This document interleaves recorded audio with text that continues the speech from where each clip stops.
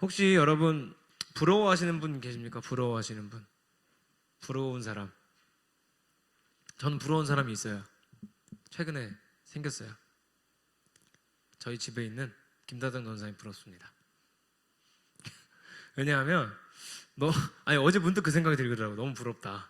왜냐하면 제가 이번 주에 아시는 분들 아시겠지만 생일이었잖아요. 근데 생일날 오후랑 저녁에는 이제 바빠서 밥도 제대로 못 먹었는데 아침에 이제 밥을 차려줬어요. 이제 와이프가 차려줬는데 생일이라고 이제 막 뭐 계란말이에다가 막 이렇게 예쁘게 해가지고 막 생선도 굽고 막 딱 미역국이랑 딱 나왔어요.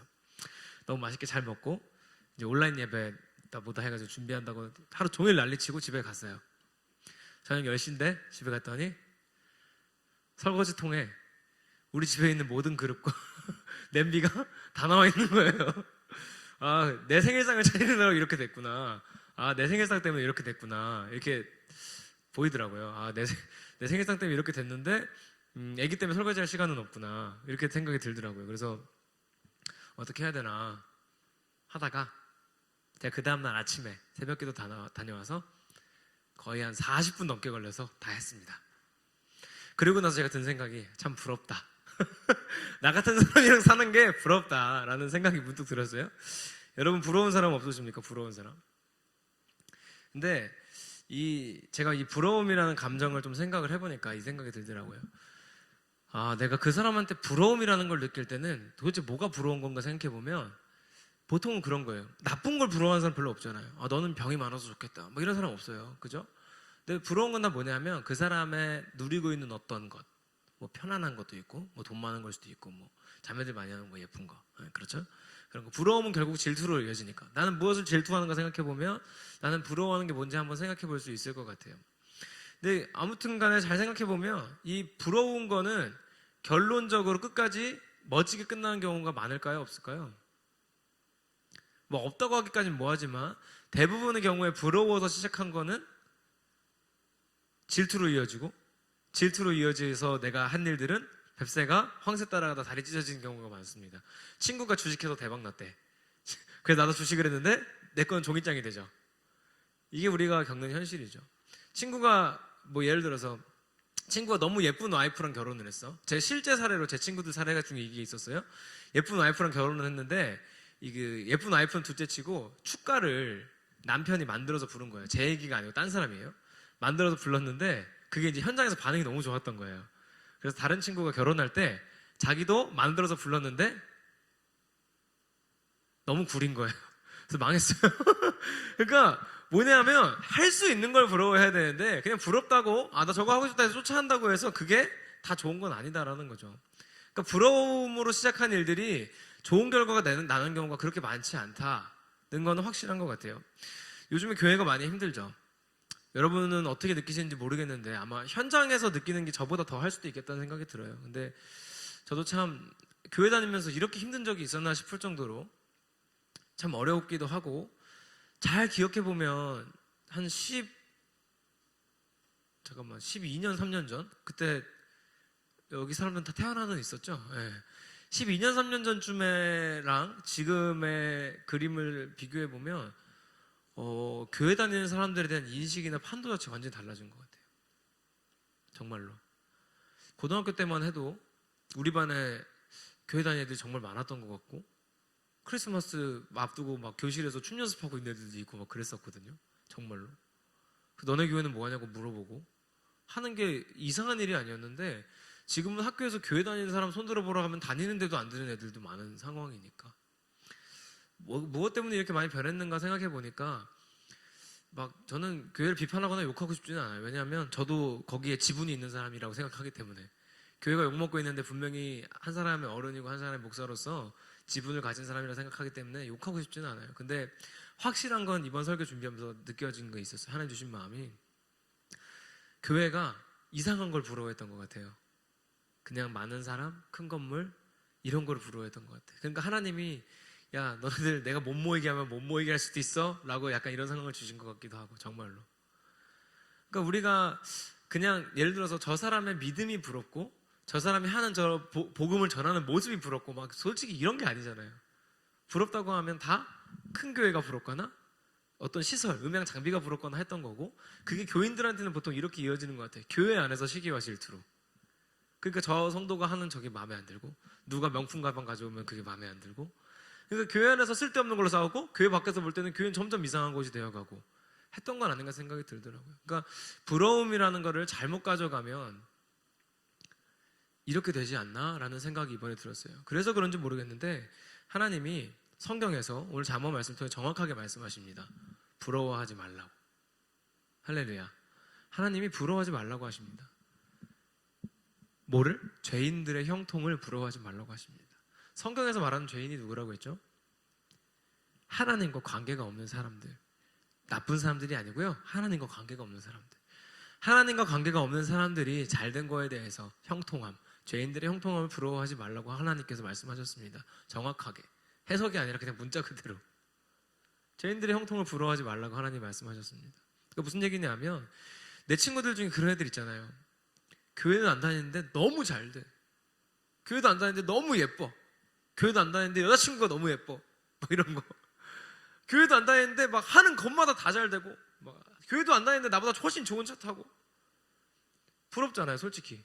근데 하나님 뭐래요? 부러워하지 말래요. 부러워하지 말랍니다. 아주 심플하게 그냥 부러워하지 마라 라고 하신 다음에 하나님이 뭐라고 말씀하셨냐면 부러워하는 대신에 하나님을 경외하라라고 말씀하십니다. 그리고 뭐라고 말씀하시면 하나님을 경외하면 소망이 끊어지지 않는다라고 말씀하셔요. 자, 왜 그런지 한번 생각해 봅시다. 만약에 내가 좋은 차 타는 친구가 부러워요. 그러면 내 목적이 뭘까요? 지금 목적이 뭐가 될까요? 좋은 차를 가지고 싶은 게 목적이 될 거예요. 그러면은 다 그런 건 아니지만 아마도 지나다 보면 하나님을 이용해서 좋은 차를 얻고 싶은 마음이 생길지도 몰라요. 그러니까 문제가 생기는 거예요. 하나님을 이용해서 좋은 차가 얻고 싶어지니까 하나님이 수단이 되고 좋은 차가 목적이 되는 거예요. 잘못 부러워하면 하나님이랑 멀어지는 거예요. 그래서 부러움이라는 게 위험한 거예요. 하나님 그래서 하지 말래잖아요. 근데 뭘 하래요? 여호와를 경외하래요. 근데 제가 이 경외가 도무지 무슨 말인지 와닿지가 않아서 찾아봤거든요. 영어로 찾아봤는데 저는 여기서 정말 은혜 받았잖아요. 영어로 jealous예요. jealous. 그 질루시 할 때 질루시 아시죠? 질루시 그 질투 질투하다 질루시 근데 그 jealous가 나오더라고요. 근데 이걸 영어 사전 쳐보니까 한국말로 뜻이 뭐냐면 열정을 불태우다래요. 그러니까 하나님이 원하시는 거는 죄인들의 형통을 부러워하는 그리스도인이 아니라 하나님께 열정을 불태우는 사람이라는 거예요. 할렐루야. 그 열정을 불태우는 사람이 하나님 뭐라고 하시냐면 소망이 끊어지지 않는데요. 근데 너무 당연한 말이에요. 왜요? 아까 말씀드렸죠? 다른 걸 부러워하면 하나님이 수단이 되고 다른 게 목적이 될 수 있어요. 근데 하나님 앞에 열정을 불태우면 하나님이랑 관계가 좋아지죠. 그 사람이 그리스도인이라면 하나님이 다스리는 나라가 되겠죠. 하나님 나라. 그 사람 삶이 하나님 나라가 되면 어떻게 돼요? 소망이 끊어지지 않는 거예요. 왜냐하면 하나님 나라는 절대 무너지지 않으니까. 그러니까 소망이 안 끊어지는 게 너무 당연한 일인 거예요. 뭐 신비한 일이 아니라 당연한 거예요. 왜? 하나님 나라가 소망이 되면 하나님 나라는 망하지 않는데. 근데 보통 우리가 부러워하는 것들은 뭐예요? 유한한 것. 보통 유한한 것을 부러워하게 돼 있어요. 편안함이나 편리함이나 이런 것들. 방송에서 끊임없이 우리를 그렇게 몰아가잖아요. TV에 광고 보고 있으면 어때요? 나만 등신 같아요. 아이폰 11 프로가 없는 나만 등신 같아요. 그죠? 밤에도 잘 찍히는데. 제가 최근에 이번 주 온라인 예배 준비하면서 장비에다 한번 또 쏟아 부어야겠다는 생각이 문득 들었어요. 그래서 카메라 사야 되나 뭘 사야 되나 막 고민하다가 유튜브에다 검색을 해봤어요. 유튜버 카메라 검색을 딱 했더니 제일 많은 썸네일이 뭔지 아십니까? 카메라 절대 사지 마세요. 유튜브 9개월 하면서 느낀 점. 왜 그러나 하고 영상 몇 개 봤더니 핸드폰 카메라가 씹어 먹는다는 거예요. 요즘은 카메라 굳이 없어도 핸드폰 카메라를 충분히 찍어주는데 뭐하러 100몇만 원씩 들여서 카메라 사냐, 이 의견이더라고요. 근데 이거 보기 전까지 제 마음은 어땠는지 아세요?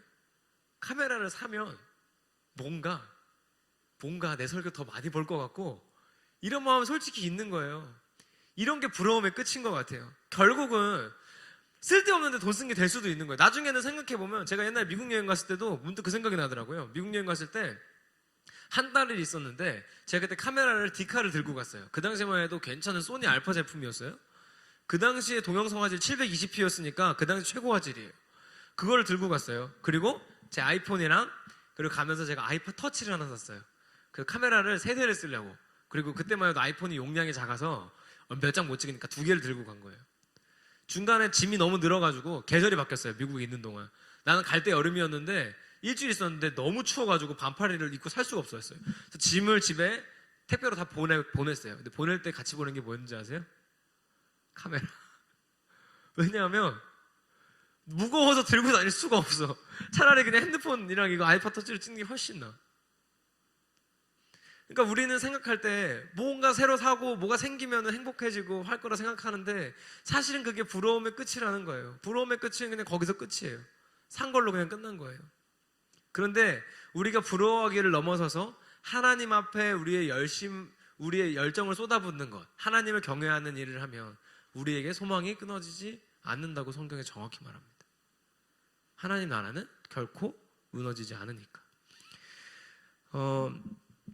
요즘에 이런 얘기 많이 들려요. 한국교회 위기다.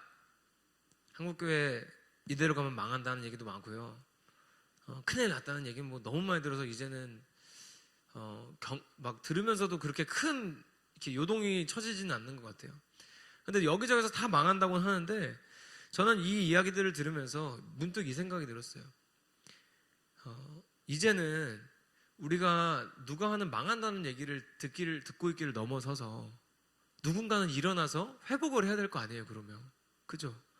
누군가는 하나님을 경외하고 그래서 끊어지지 않는 소망을 품고 살아가는 누군가가 일어나서 진짜 우리가 부러워해야 될 것이 무엇이고 진짜 경외할 것이 무엇인지를 전파하고 일으켜줄 사람들, 새로운 부흥의 세대가 필요하다는 거 아니에요. 근데 저는 그동안 이렇게 생각했던 것 같아요. 어른들이 변화돼서 다음 세대를 변화시켜줄 수 있겠다라는 생각을 저도 막연히 했던 것 같아요. 저도 너무 한 사람의 여러분에 비해서 어른이라고 하긴 좀 어렵지만 아무튼 한 사람의 성인이고 어른으로서 또 한 집안의 가장으로 또 한 사람의 목사로 다음 세대한테 이 물려줄 만한 이 신앙의 유산이 너무 없다는 게 마음이 아프고 힘들었어요. 근데 우리 어른들이 좀 바뀌면 밑에 세대도 같이 바뀔 거라고 생각했는데 생각이 틀렸어요. 이번에 확실히 알았어요. 이번 주 온라인 예배 준비해서 확실히 알았어요. 어른들이 일어나서 바꿔주는 게 아니라 우리가 바꿔야 돼요. 할렐루야. 딴 사람들이 못해줘요. 우리가 쓸데없는 거 부러워하기를 버리고 하나님 경외하기를 힘쓰고 끊어지지 않는 소망 붙잡고 살기를 시작하고 그걸 우리가 해야 돼요. 어른들이 하는 걸 보고 배우자가 아니라 우리가 해야 돼요. 왜냐하면 별로 보고 배울 게 없어요. 우리가 더 잘할 수 있어요. 왜냐하면 이 시대는 이제 언택트, 우리 너무 100만 번 들으셨죠, 여러분도. 그런 상황에서 복음 전해야 돼요. 근데 어른들 유튜브 구독 못 눌러요. 대다수가 유튜브 구독이 뭔지 모르고 살아요. 어떻게 유튜브에서 복음을 전합니까? 어떻게 콘텐츠를 만듭니까? 근데 우리 할 수 있잖아요. 우리는 얼마든지 할 수 있잖아요. 줌에서 소모임도 하잖아요. 그 세대가 우리 세대잖아요. 우리가 해야 되는 거예요. 어른들이 해주겠지가 아니라 다음 세대가 무너지고 있대 하면 그러면 무너지지 않게 좀 해주세요가 아니라 우리 안 무너졌어요 하고 우리가 일어나야 되는 시대인 것 같아요. 할렐루야. 그래서 우리한테 하나님이 요구하시는 거예요. 딴 거 쓸데없는 거 부러워하지 말고 나를 경외해라. 그리고 그 끊어지지 않는 소망 붙잡고 살아라. 하나님 우리한테 해주고 계신 말씀입니다.